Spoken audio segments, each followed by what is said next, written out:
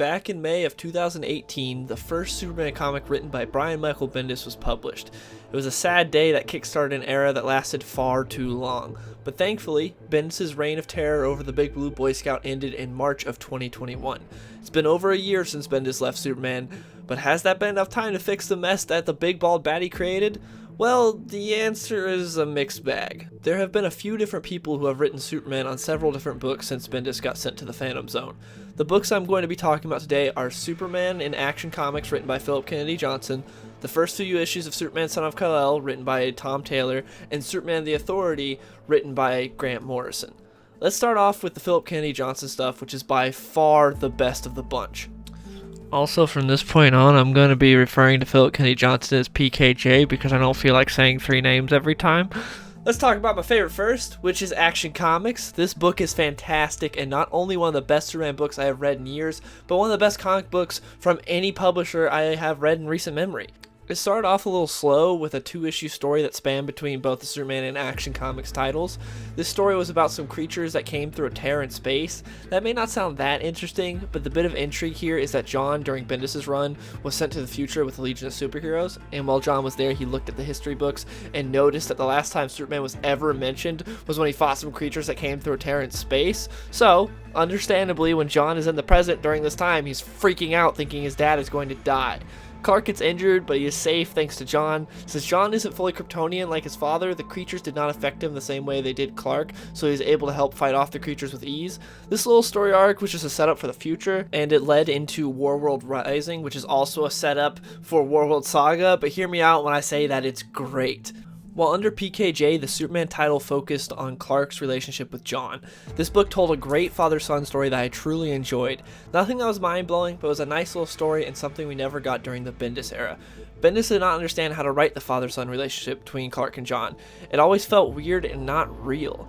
PKJ, however, nails the dynamic between Clark and his son, similar to how Jurgens, Tomasi, and Gleason handled it. It was a nice return to what we had been missing since Rebirth, but it didn't last long. DC handed the Superman title off to Tom Taylor and also made the book all about John taking over the mantle of Superman from his father. Now, I think having different writers on Superman Action Comics is a good thing. Having that variety is nice because if you don't like one, maybe you'll like the other, instead of having the books be controlled by the same writer, like how when Bendis wrote both books, thus having complete creative control of Superman. That was not a fun time. All that being said, Tom Taylor was definitely not the right guy to take over the Superman title, but we'll talk about that later. For now, let's focus on the incredible storytelling in Action Comics. So, how's Superman these days? If you've read Philip Kennedy Johnson's Black Label book, The Last God, then you know that the man loves world building, and he's damn good at it. So naturally, Warworld Rising opens up with expanding the lore of Warworld and Mongol. We learn that Mongol in this story is the son of the OG Mongol, and he is seen as a god to the people of Warworld. His warriors are called Warzoons, and they fight for Mongol. Each time they win a battle in the arenas on Warworld, they collect more chains on their forearms, therefore psychologically programming these people to enjoy and be attached to being chained. In the beginning of this story, we see someone enters Mongol's court and essentially tells him that he doesn't know everything about Warworld and that Superman is a key he needs to fully understand Warworld. With Superman, we see that he has been consistently getting weaker. He's still plenty powerful, but Batman and Adam have been running tests on him, and he's been getting weaker ever since he was attacked by the creatures that came through the breach in space. On the flip side, Batman tells Superman that his son John is getting more and more powerful and could potentially become more powerful than any Kryptonian. He informs Superman that he should probably talk to John about joining the Justice League. There's a nice note between Clark and Lois where Clark tells her about what's going on with his powers and John potentially replacing him, and Lois' reaction is perfect.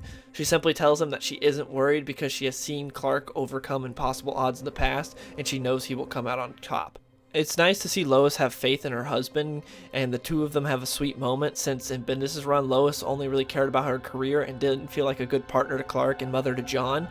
Clark gets an alert that multiple Warworld ships are coming into Earth's atmosphere, so he goes to intercept them.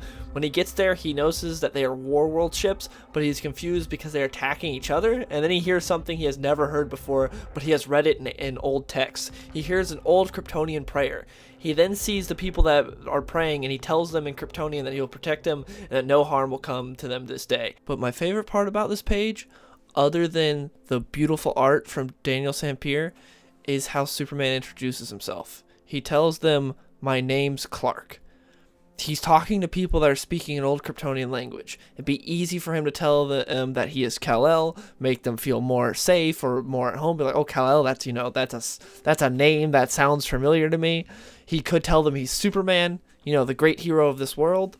But no, he tells them who he believes he is, how he sees himself, Clark, which just shows how much Philip Kennedy Johnson gets this character, because a lot of people do not get that.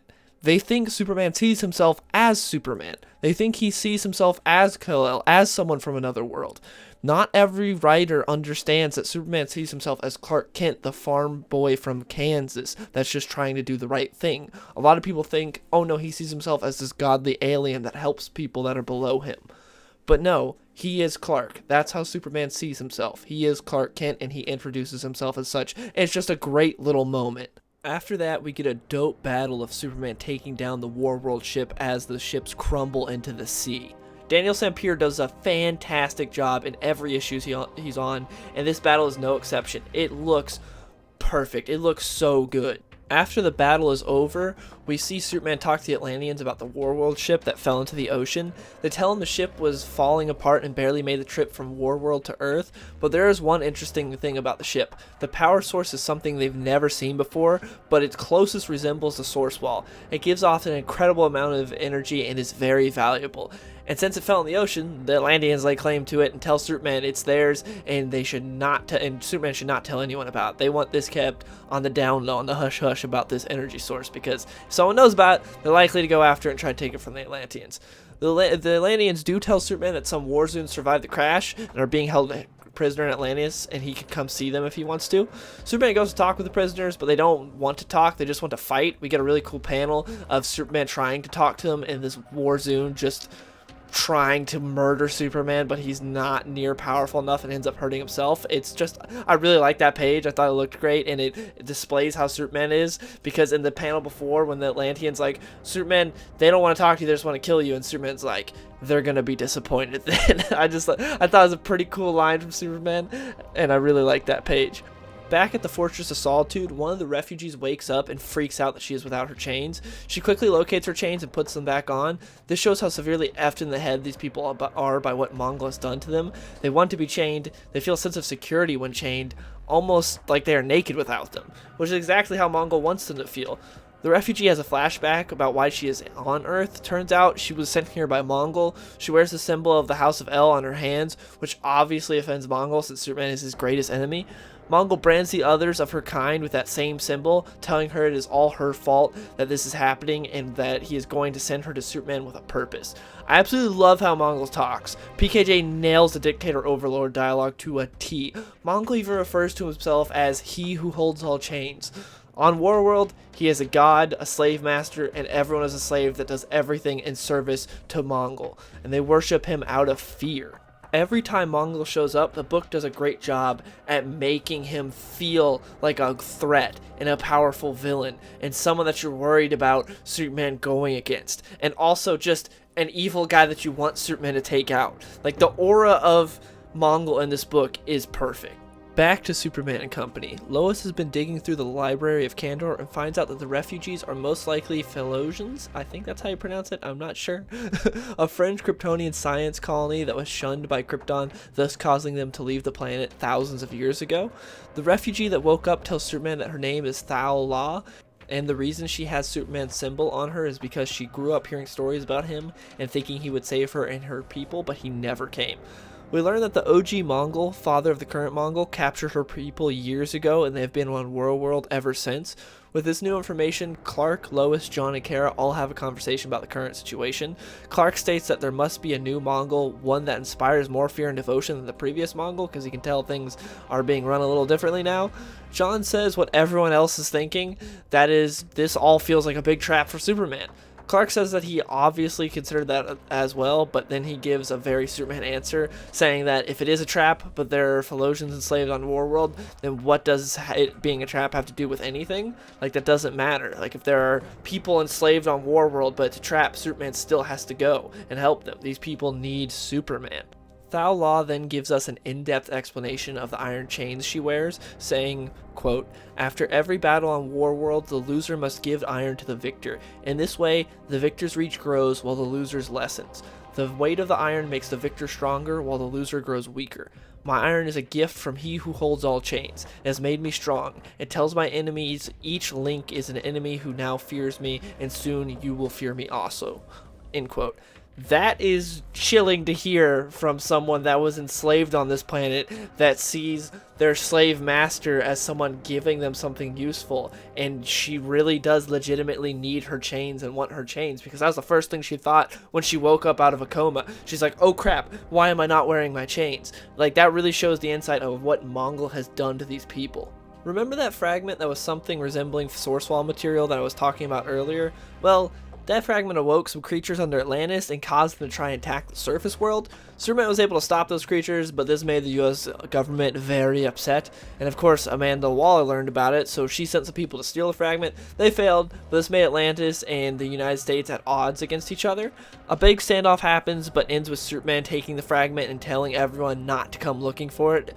During all of that, those Warzoons who are being held captive by Atlantis escape thanks to something called an orphan box, and we get a really gnarly scene of how they have the orphan box, because why would the Atlanteans imprison them when they have an orphan box with them? No, they don't. One of them has an orphan box in them, and the other Warzoons rip him apart and thank you for your service to Mongol, and just rip him apart. It's gnarly. It's great. The orphan box is some type of offshoot of a mother box. They use it to go to the Fortress of Solitude because Mongol is mad that Thao Law hasn't completed her mission yet. They get to the fortress while only Lois and Thao Law are there because everyone else was dealing with the Atlantis conflict, and they kill the other two Falosians that were on the ship with Thao Law because, like I talked about earlier, there were multiple refugees.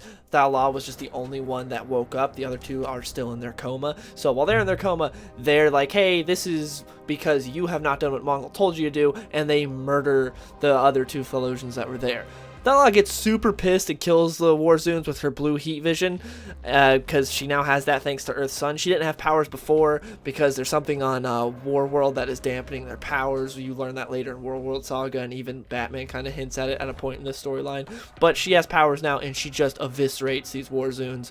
And then she attacks Lois, but Clark, Kara, and John all show up right when she attacks Lois. They stop Thao Law, and Superman inspires her to not listen to Mongol, but instead work with him to help free her people. Mongol doesn't like that, considering she was sent to Earth to kill Superman's family. That was her whole mission, was to kill Superman's family, which would make him angry enough to go to Warworld and take on Mongol. So Mongol activates the orphan box she is holding, which causes her great pain until Superman grabs a hold of it, which makes Superman be able to see Mongol for a moment. And they have a quick conversation where Superman essentially tells Mongol, this is the end of it. I'm going to come and take you out, like you're done. We get a nice couple of pages of Clark saying goodbye to his wife and son after that. Really nice moments that PKJ nails in a way that Bendis was never able to. Superman also had a conversation with the Justice League asking them to go to Warworld with him, but they're like, oh no, there's too much stuff going on Earth right now, we can't help, the Justice League's needed here, and if you could wait a little bit, then we could go with you. And Superman's like, no, I'm not going to wait another second for these people to suffer and be enslaved on Warworld. I'm going to go there right now and free them. So then, at the end of the book, we see Superman with a team that he has assembled, in the miniseries Superman and the Authority, which we're about to talk about next. But that's the end of Warworld Rising, a great lead up to Warworld Saga. Warworld Saga is the current storyline going on at the time of this recording in Action Comics, and it's amazing, and I will do a video on it once it ends, but I didn't want to talk about it yet because it's still going on. It's amazing. Read Action Comics. I'm sure I had my dignity when I came in here. Sadly, Grant Morrison has fallen off in recent years. Morrison hasn't really written anything noteworthy in a long time, and Superman and the Authority is no exception. This book sucks. It's weird, the characters aren't likable, and the dialogue is horrible. I am a Grant Morrison fan, so believe me when I tell you this book is bad. Thankfully, it is only a 4-issue miniseries. The book starts off with a flashback of Superman in the 1960s talking to President Kennedy. Kennedy tells him about the type of world he wants superheroes to help cultivate, and Superman agrees with him. Now, why is Superman alive in the 60s? Well, Morrison never really makes it clear. He's just there. Later, it's alluded to that he might have access to time travel, but at this part in the book, they're not really trying to say that Superman used time travel to go back to the 60s. It's just that he's kind of there and he's always been around.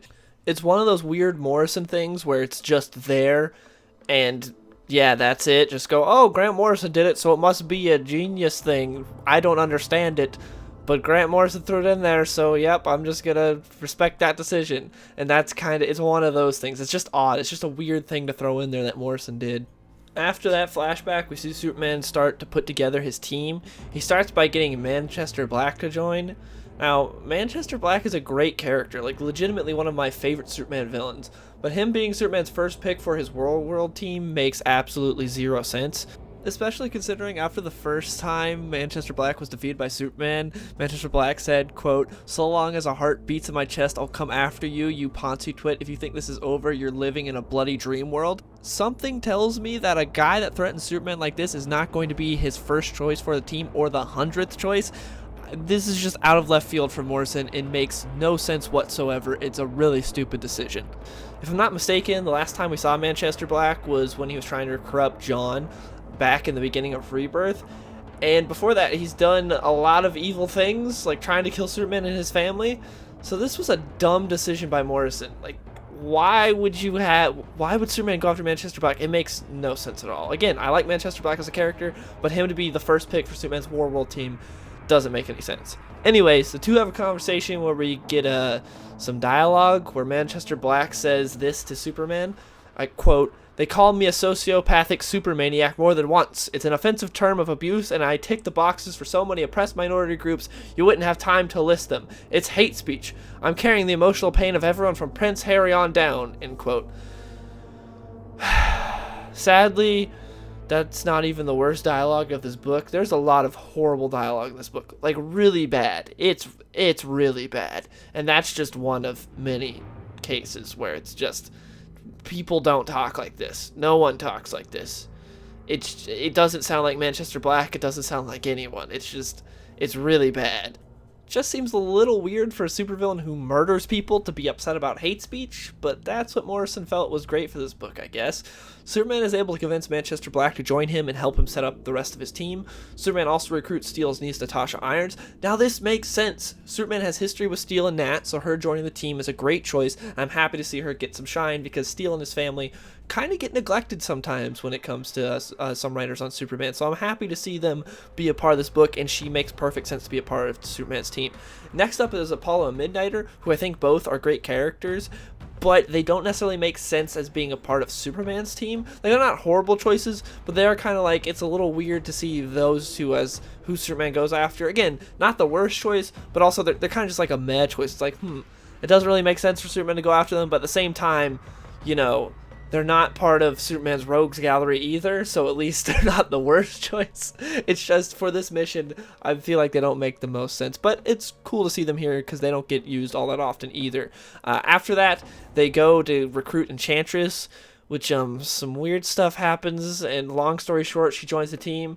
But a bunch of crap happens I won't bore you with, and we get this new team's first test. Midnighter, Nat, and Manchester Black are sent to Dubai to fight some bad guys. Apollo and Enchantress are sent to recruit the final member of the group, Light Ray, but they end up fighting Eclipso, who's there messing with Light Ray, and Superman is taking on Brainiac and Ultra Humanite. We get some more garbage dialogue, this time between Midnighter and a French villain whose name I can't pronounce. And I quote, "Midnighter, if I wasn't married, if I wasn't gay, I'd marry you just for the fights." French woman, "You're gay? Used to be you would never run into out queers in the field." Midnighter, "Is this combat or a pride march? I sense your heart somewhere else. How much are they paying you?" French woman, "A fortune in Bitcoin NFTs." And I can't go on anymore. I'm gonna have to stop there. I can't read anymore. I'll forever sleep myself if I have to read more. Like, how is this written by the same person who wrote All-Star Superman? This dialogue is horrendous. It's so bad. Once the other group is able to take care of Eclipso, Light Ray joins the team, and she also brings the new OMAC with her, and oh man, this is one of the worst character designs I have ever seen. This character looks awful. Nothing interesting or cool. Legit looks like a 4-year-old came up with this character design. Also a horribly written character on top of that. One of the first things OMAC says to their new team is, and I quote, "What Leah said. Me and she were mac and cheese, stars and stripes, cops and protesters, laws and outlaws. Where she goes, I'm there. Pronouns he, him, they," end quote. Nothing like atrocious character design and some god-awful dialogue to get you to like a new character. Anyways, the book ends with Superman and his team set to leave for Warworld. To recap, his team consists of Manchester Black, Natasha Irons, Midnighter, Apollo, Enchantress, OMAC, and Light Ray. This team sucks. I'm fine with Natasha Irons, Midnighter, and Apollo, but I'm not too fond of the rest. They just don't make sense on the team. I'm not saying you need A-listers, but there are plenty of cool DC heroes that would fit this team great. Imagine Booster Gold and Blue Beetle. Zatanna would be a cool pick. I don't know what's going on with Connor Kent in the current timeline because I believe Bendis did something with him in Young Justice, but if he's still around, he would fit this adventure nicely. Instead, Morrison made an incredibly bland and uninteresting team that poor Philip Kennedy Johnson has to use for his book. Because Grant Morrison wrote this one book and then pieced out, so Philip Kennedy Johnson is stuck with this horrible team to use for his story. But I will say, he definitely uses them well, and they do not hold the story back, but I feel like the story could have been elevated even more with characters that you actually like and care about and are interesting, compared to, like, the characters that Morrison gave him. But anyways, that's pretty much all there is to talk about as far as Superman the Authority go. Do not read this book. It's not worth it. It's not good. You just, skip it. Superman won't be coming to the rescue. When it comes to the character of Superman, DC has been pretty consistent through the years with having at least 2 Superman titles that are consistently published, those titles being Action Comics and Superman. But now the Superman book has been replaced by Superman Son of Kal-El. This is a new series written by Tom Taylor that focuses on Superman's son, John Kent. This book is very, very, very bad. Superman the Authority was a bad book, but that was pretty much it. It wasn't offensive to the character of Superman, it didn't make him look dumb or ruin anything about him or his surrounding characters. It was just a bad comic. Superman Son of Kal-El is a monstrosity. This book ruins John even more than Bendis did, and even takes shots at Superman as well. The first issue opens up with a retcon of John's birth from the Convergent Superman miniseries, which by the way is a great 2-part story that you should read and much more interesting than the retcon in this book. Then we go to the present where John stops a metahuman who has fire powers, but he can't control these powers when he gets stressed, so he ends up starting a huge forest fire and almost killing people. John stops him with a hug. So yeah, I don't know how a hug from a stranger would lower your stress that drastically when you're surrounded by fire and you almost killed several people, but that's what happened. The military knocks the guy out and takes him in, which John isn't happy about. After this incident, John goes to talk to Damian about what he should do moving forward because he doesn't just want to punch bad guys. Damian says, quote, "It's easy to punch a ninja, a little harder to punch the climate crisis, inequality, the erosion of a free press, and the rise of demagogues," end quote. Reading that just makes me think of the Jaden Smith quote where he was talking about how he didn't like hanging out with like high school kids his age because they just wanted to play basketball and video games, and he was like, "Can we talk about the economic crisis in the world right now?"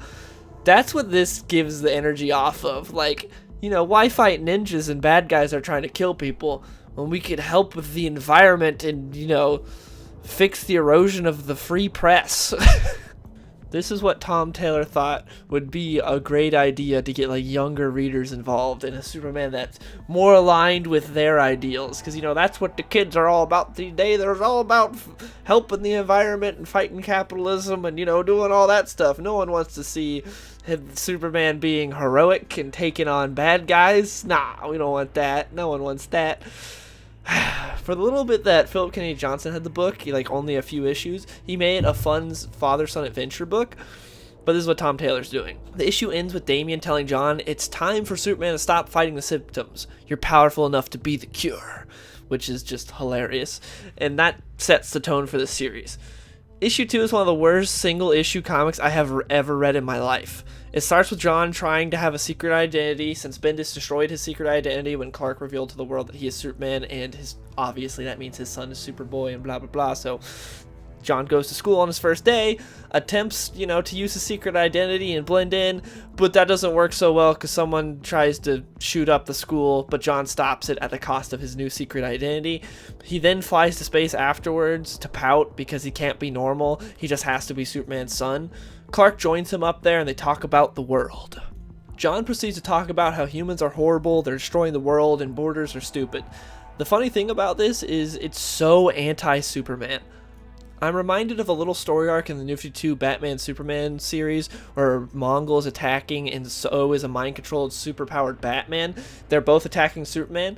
Through a lot of events that I won't explain because this video isn't about this story, Superman allows himself to be controlled by millions of random people on Earth, trusting that they will do the right thing, and they do. They end up defeating Mongol and restoring Batman back to normal. In the end, Bruce tells Clark, quote, "This is why you scare people, Clark. You trust them too much," end quote. That right there is the difference between John and Clark, or a difference. Clark has hope and trusts humanity. John has a different outlook. He believes humanity is fundamentally bad and needs his intervention to be decent. He very much has a dictator outlook. Like, he really believes that, these people are bad, they're rotten, they need someone that knows better to do things for them. They can't, they can't possibly do the right thing, to where I think Superman more feels that people are fundamentally good for the most part, and just certain things happen in their life that change them. I think that's kind of like the difference. Superman has optimism and believes in humanity, to where John is like, no, humans are bad. Look at what they've done to the planet. Look at how they have borders. Everything is horrible. Or I shouldn't necessarily say John believes that, more that Tom Taylor believes that. Therefore, that is what he has John believe. Because as we saw in the other Superman books prior to Bendis taking over, John was more optimistic and believed in humanity and had views that more aligned with his father's.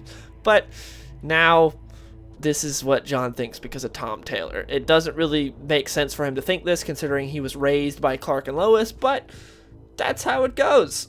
We then proceed to get just a god-awful sequence between John and Clark. So while they're on the moon in space talking about their problems and the Earth and everything, John turns to his dad and says, "Dad, why don't you do more?" Yeah, that doesn't make any sense considering he's grown up seeing his dad do everything, be the greatest hero there is in the DC universe. Doesn't really make sense, but Tom Taylor feels like Clark doesn't do enough and should do more. Saving the world multiple times, a day it does not mean enough. He should do more. Now, I'm going to read this god-awful page for you guys. I am sorry I had to suffer through it, so you do as well. So this is going to be a long bit where I'm going to just read all the dialogue here, so brace yourselves. Quote, John says, "Sorry, I didn't mean to." Clark says, "No, it's okay. Bullets bounce off me. I should be able to handle some constructive criticism. I think part of me holds back because I wasn't born here. I can help, but I can't lead except by example. Part of me feels it's not my place." John says, "Well, that's idiotic." Clark, your criticism is getting less constructive. John, you're the greatest hero on the planet. If you won't step up, who will? Clark, I was thinking you. This panel's hilarious because Clark is so close to John. It's just weird. Why is he all up in his face? Clark then says, "This is your planet, John. This is your place." John then says, "Are you literally dropping the weight of the world on my shoulders?" Clark says, "You won't have to lift it alone. You'll have friends to help bear the burden." This page right here tells me that Tom Taylor fundamentally doesn't understand Superman. Heck, the title of the book tells me that. Superman, son of Kal-El. He's not Kal-El. He's Clark Kent. As Batman put it in Superman Batman issue 3, it is a remarkable dichotomy in many ways. Superman is the most human of us all. Then, he shoots fire from the skies and it is difficult to not think of him as a god. And how fortunate we all are that it does not occur to him. End quote. Clark sees himself as human. He does not see himself as an alien from another planet. He's a guy from Kansas raised by farmers. It makes no sense for him to tell John it isn't his place. Like, that doesn't make any sense. Is Tom Taylor implying that immigrants can't truly be a part of the country they immigrate to? That'd be awfully bigoted of him. And for John to act like Superman doesn't do enough is dumb. John has seen his father help everyone, but because he isn't ruler of the world, I guess he isn't doing enough. John doesn't like that Clark doesn't rule as a god, but instead lets humanity make their own decisions. This is such a butchering of John's character. If you like this series, fine, but if you are cool with this page, I don't understand you, and I don't think you're actually a Superman fan. I'm sorry. Generally speaking, when it comes to bad comics, it's subjective. Some people like them, some people don't, but this is fundamentally against who Superman is and how he acts. This makes zero sense. This is just misrepresenting Superman and John. This page is awful. It does not make sense. There is no like, oh well, I'm glad you liked it. This page is not Superman. But let's move on from this horrible page. So a new character that Taylor created for this book is Jay Nakamura, a pink-hair wannabe journalist who reports on stuff that no other news outlets dare to. By issue 3, John has met him a few times but doesn't really know him, but when Clark runs into him and John, he invites Jay to go with them to dinner in Smallville at Mom and Pa Kent's house. Yeah, what you are thinking is absolutely correct. It makes zero sense for Clark to trust this random guy and invite him to dinner at his parents' house. John doesn't even know him that well, and Superman doesn't know him at all. But this is an original character created by Tom Taylor, so of course everyone in the book loves him, and he gets along with everyone. He's nervous at first, and then everything's great, and it's just... it's so horribly written. Later on in the series, John comes out as bisexual and starts dating Jay. I have no problem with John being bisexual, considering he's a fairly new character without much romantic history. It's not like some of the other characters that they've changed their sexual orientation, where they've been around for decades and have a lot of romantic history, and it was clear they were not intended to like change sexual orientation, and DC just does it for shock value and brownie points to be like, hey, look at this representation, instead of just creating a new character. With John, he doesn't really have romantic history, so I'm fine with him being bisexual. It makes sense. It's fine. What I do have a problem with is this being all the character is. Tom Taylor has made sure that John does not have any defining characteristics. He's just by Superman. The marketing, the covers, the interviews, everything you see about this book, it's never about how interesting of a character John is, or a cool new arc he's going through, or how heroic he is, him saving people. It's just, yeah, he's bisexual Superman. His boyfriend even made him a pride flag cape, which goes to show how this character's defining characteristic is his sexuality, and I don't think that's a good basis for a character. And vice versa. If they had John fall in love with a girl, I would be saying the same thing. If the whole thing was just about, oh, look at John constantly getting laid, like, I still would not be okay with this. It has nothing to do with the sexual orientation of the character. It's the fact that that's all there is. There's nothing more. It's lazy, and it's not interesting.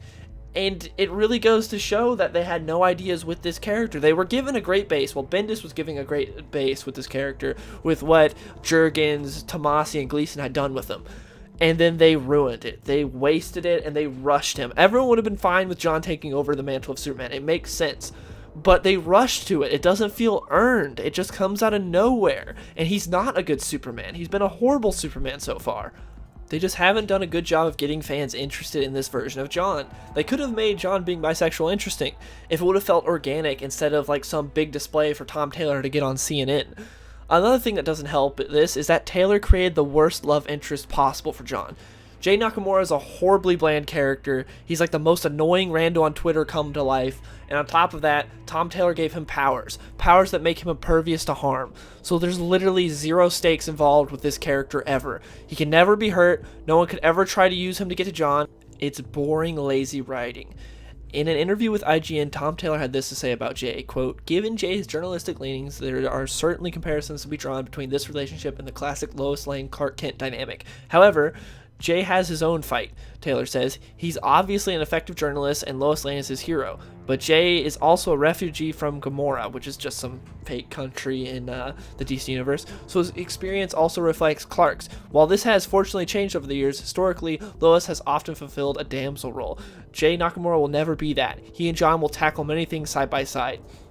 Taylor also said, "What was the most important was making Jay Nakamura formidable in his own right, finding the balance in their relationship so they could be equals rather than having Jay be too reliant on John. This is why Jay's own powers are revealed in issue 4, and we learned he can't be harmed. That means, of everyone in John's life, Jay is the only person John doesn't need to protect. It means their relationship is an equal one, built on mutual support," end quote.